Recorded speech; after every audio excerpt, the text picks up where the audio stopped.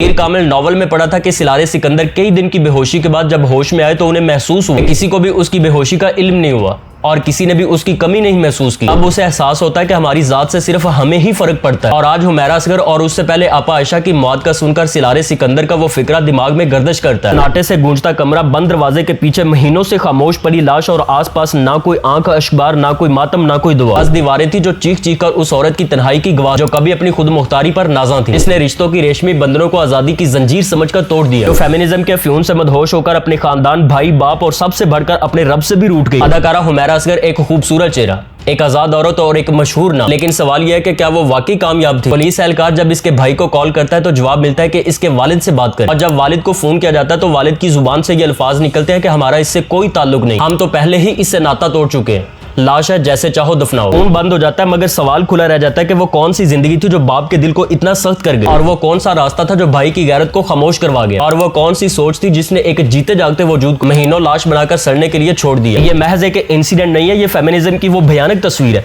जो इश्तिहारात में खुशनुमा, तकरीर में मुतासिरकुन और सोशल मीडिया पर इनकलाबी लगती है, मगर अंदर से खोखली, तनहा और अंधेरे से लिबरेज होती है। फेमिनिज्म का आगाज औरत के हकूक से हुआ, मगर इंजाम इसकी तन्हाई पर हो रहा है। यानी फेमिनिज्म ने औरत को माँ, बहन, बेटी और बीवी के मुकद्दस रिश्तों से निकालकर सिर्फ खुद रूप बना दिया, और यही खुद आखिरकार उसे अकेला कर गया। खानदान का इदारा जिसे सदियों की तहजीब ने परवान चढ़ाया, जिसमें कुर्बानियां, मोहब्बतें, नाराजियां, मान और रिश्तेदारियों की हरारत मौजूद, इसे आज की औरत ने जंजीर समझकर तोड़ दिया। और जब वक्त की तेज धूप ने जलाया तो कोई सायादार दरख्त साथ न था। फेसबुक की दोस्तियां, इंस्टाग्राम के फॉलोअर्स से ट्विटर की आजादी किनारे सब खामोश थे। बाप का दरवाजा बंद था, भाई का दिल पत्थर हो चुका था, और माँ शायद बरसों पहले रो रो कर मर चुकी थी। अजीब मुआशरा है हमारा भी। अगर बेटी नाफरमान हो जाए तो बाप जालिम कहलाता है, और अगर बाप ला ताल्लुक हो जाए तो बेटी की खुद मुख्तारी का जश्न मनाया जाता है। औरत जब घर से निकले तो ताकतवर बन जाती है, और जब तलाक ले ले तो बाहिम्मत बन जाती है। जब रिश्ते तोड़े तो बगावत नहीं बल्कि खुद शौरी करार पाती है, और जब मर जाए तो तनहा बोसीदा लाश की सूरत में तो सारा मुआशरा खामोश तमाशाई बन जाता है। काश हुमैरा असगर ने यह जाना होता कि फेमिनिज्म माँ की गोद से ज्यादा तहफ्फुज नहीं दे सकता। काश वो समझ पाती कि बाप की डांट मोहब्बत की एक गूंज होती है, और भाई की गैरत इज्जत की चादर होती है। काश वो जान पाती कि मर्द दुश्मनी का नाम औरत दोस्ती नहीं बल्कि ये फिक्री गुमराही है, जो औरत उसके रब, उसके दीन और उसकी फितरत से काट देती है। औरत मजबूत जरूर हो और खुद मुख्तार भी हो,